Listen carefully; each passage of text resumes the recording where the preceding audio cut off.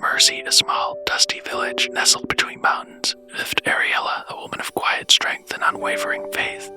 The village had known years of hardship, droughts, wars, and pestilence, seemed to visit them like uninvited guests, but this year was the worst.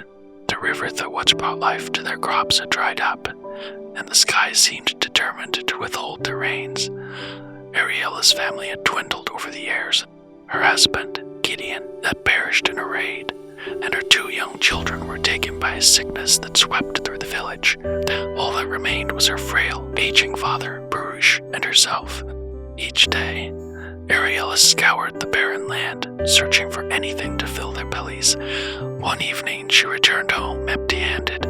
Her father sat at their table, his hands clasped in prayer. "Have you eaten today, Father?" she asked. Knowing the answer, "I have eaten the Lord's promises," he said, his voice soft but steady.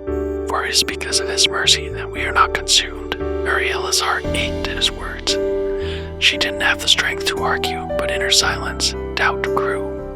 How could God's mercy be present when their stomachs were empty and their fields were dust? In her vision, she stood in a desolate land, the ground cracked and barren. A fierce wind howled, tearing at her clothes. Suddenly, a voice, calm and steady, echoed, "Do you see the ground?" "Yes," she replied. "It is dead, like everything else," the voice answered, and yet beneath it, roots wait. They wait for the rain, for the mercy I will send.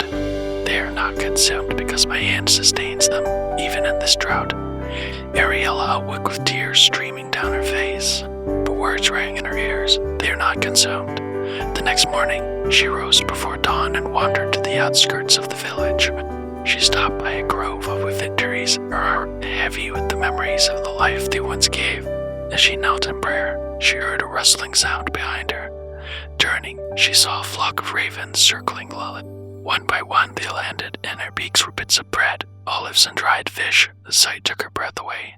She hesitated, but the ravens began to drop their offerings at her feet. She gathered the food in her shawl, overwhelmed by the realization God had not forgotten them. His mercy was still alive. Her returned home, her heart ablaze with gratitude. She shared the food with her father, and as they ate, she recited the verse Baruch had so often spoken. It is because of the Lord's mercies that we are not consumed, for his compassions fail not. Hope began to sprout like seeds in their hearts, even before the rains finally returned.